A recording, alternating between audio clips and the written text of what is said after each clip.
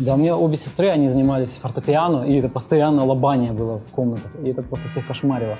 И, конечно, меня тянуло, и я даже пошел, записался там на аккордеон.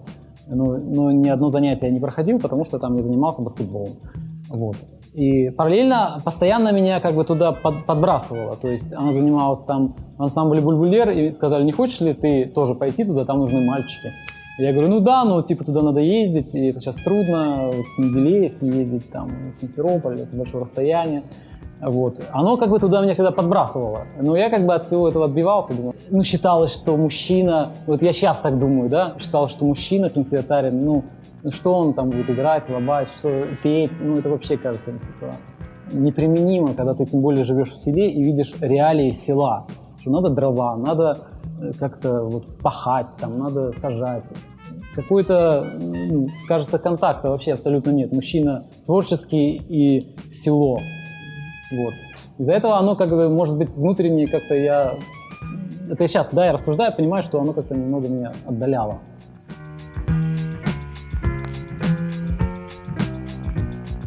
Это произошло вообще случайно. Я учился на инженера, конструктора. Я даже сотрудничал с заводом и делал какие-то такие работы уже такие очень серьезные, можно сказать, почти научные.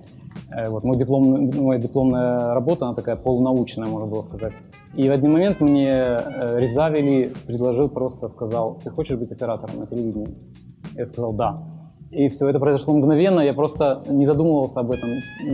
Это круто или это не круто, мне показалось, что это очень как-то необычно, что это совмещение и творчества, и техники.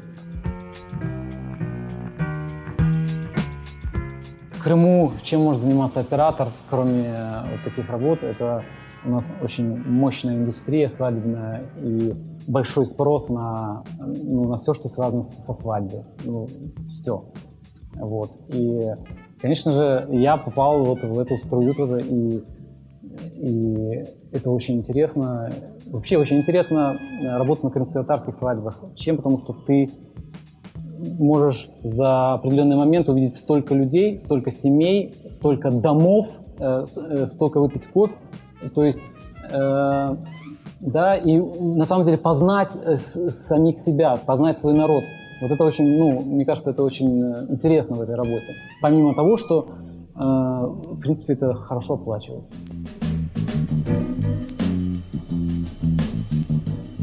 Я не знаю, искусством я сейчас занимаюсь или чем, или это просто мое эго, но в жертвах, не в жертвах, но то, что осталось таким хорошим и таким бэкграундом, чем я занимался, да, это определенный род деятельности, который приносил хороший доход.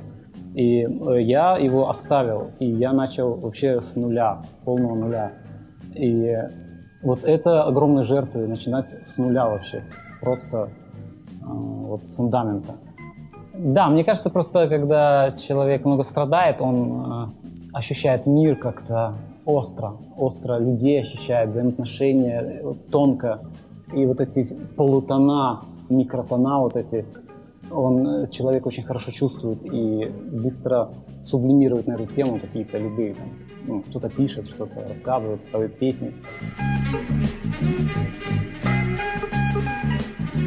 Если ты крымско-татарский режиссер, то, мне кажется, режиссер, который хочет говорить о крымских татарах, именно о жизни, то нужно напрямую понимать вообще, чем дышит крымский татарин. Было пафосно сказать, что во мне все крымско-татарское. Все мое тело заполняет крымско-татарское. Не знаю, может быть, даже нигде. Оно как-то в душе просто, и все. Крымско-татарское в душе, а в теле что-то другое.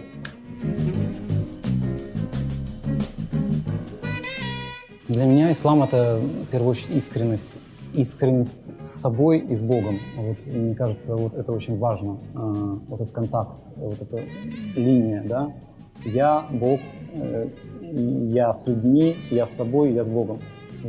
Вот эта искренность, наверное, есть одно из важных таких для меня понятий.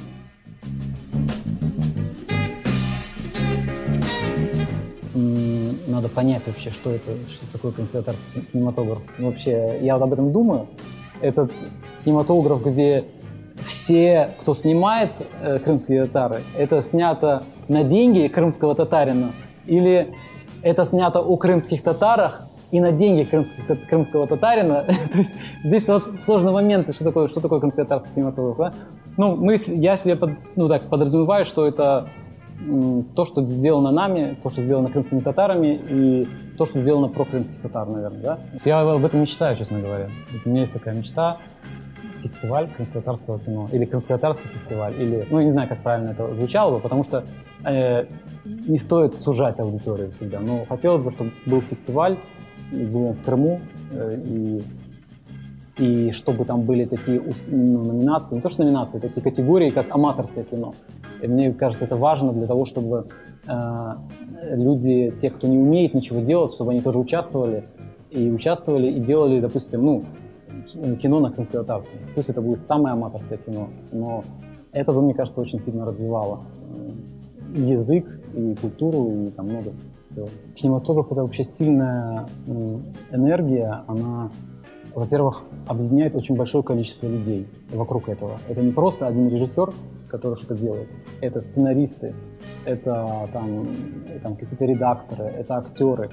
И если кино делается на крымско-татарском, то вот сколько людей может быть задействовано вокруг, да, то есть сразу, автоматически. И то есть уже какое-то ядро, оно наполняется, вот. И это ядро, то есть когда уже готов фильм, то оно уже начинает как-то заражать и остальных. Я считаю, что кинематограф — это очень сильный инструмент, и если бы мы там снимали там год по одному полнометражному фильму на крымско-татарском языке, то это было бы очень серьезно, мне кажется.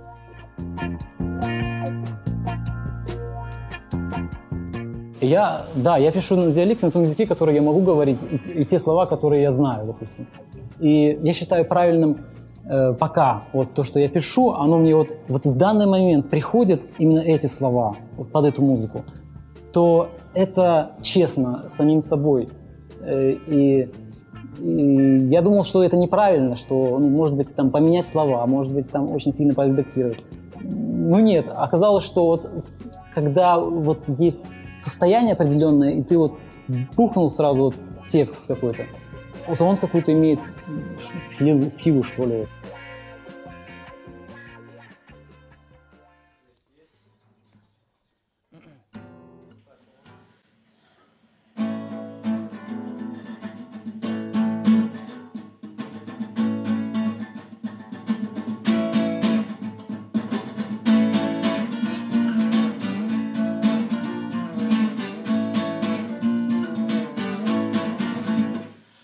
Gittim dağlara, men gittim dağlara, men gittim dağlara, çobanlık etmek. Heyva!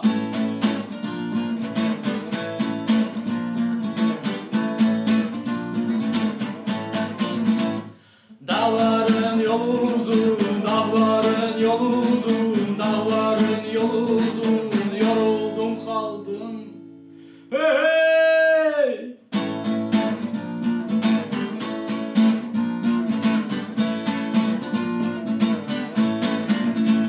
Bedeni toprakta kaldı, bedeni toprakta kaldı, bedeni toprakta kaldı, yuhuya gittim.